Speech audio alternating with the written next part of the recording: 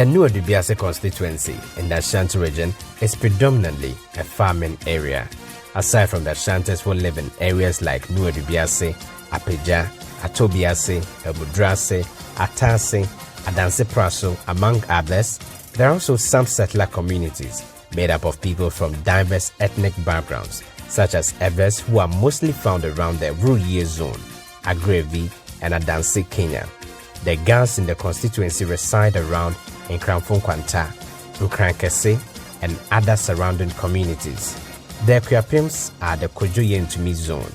The Krobos are however scattered, while the Fantis occupy areas such as Obonsu, Subin Camp, Yamankata, among others.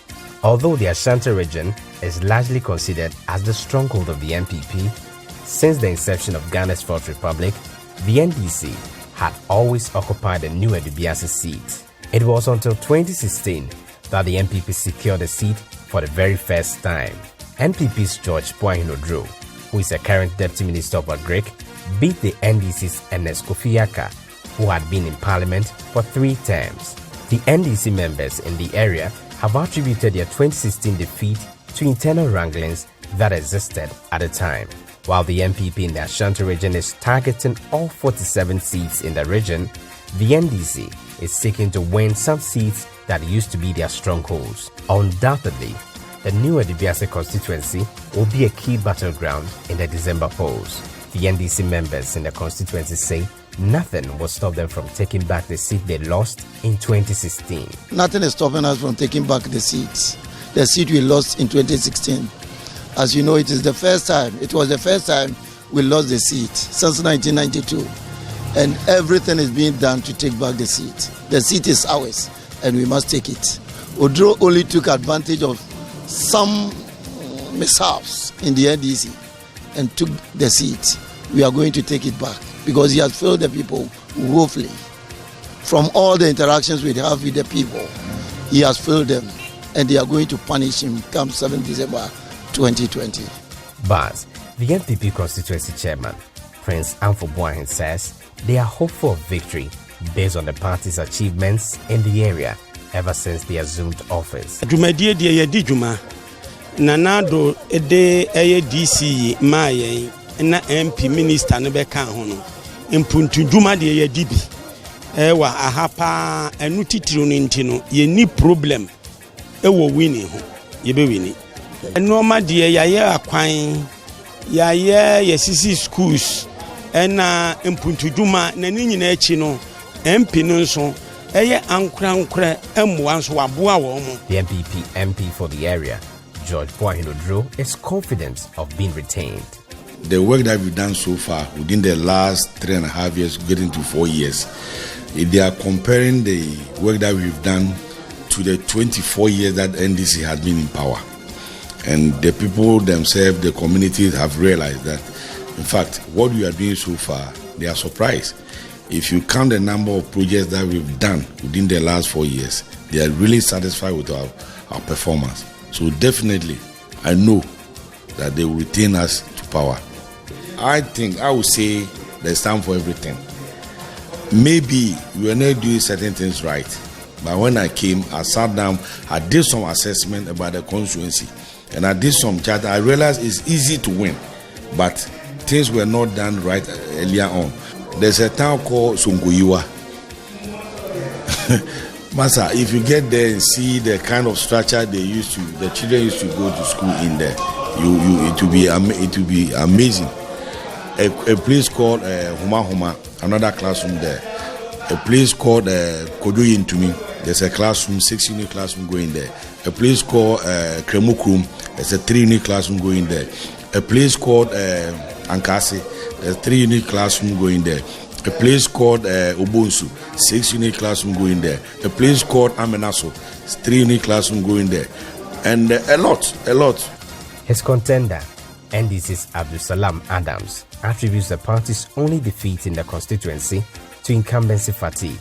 He believes the party's campaign message in the constituency is resonating well with the constituents and will help them clinch the seat. For the past 4 years since the NPP took over, I think this constituency is going actually backwards in terms of development, in terms of projects. And in terms of what we were doing, if you look at what we did in our last 4 years in office, and you compare that to what this MP is doing, it pales in the shadows. I think our message of hope and our promise of continuing with the good works that we have done so far, that we did before we left office, it's resonating very well with the people. We are promising to provide them jobs. We are promising to make sure that opportunities are created for everyone. We have a Premiership Club here. We always talk about how that would boost economic activities if we were playing our home games here. We started building a sports stadium here, and now it's been abandoned, and the president has promised to complete it. And as an MP, I'll make sure that we facilitate the completion of the sports stadium. Citi News has been speaking to some constituents on what will influence the votes in the December polls. As we change the vote from the NDC to NPP, in fact, there's more improvement in the system. I can talk of those who were be forced to further their education.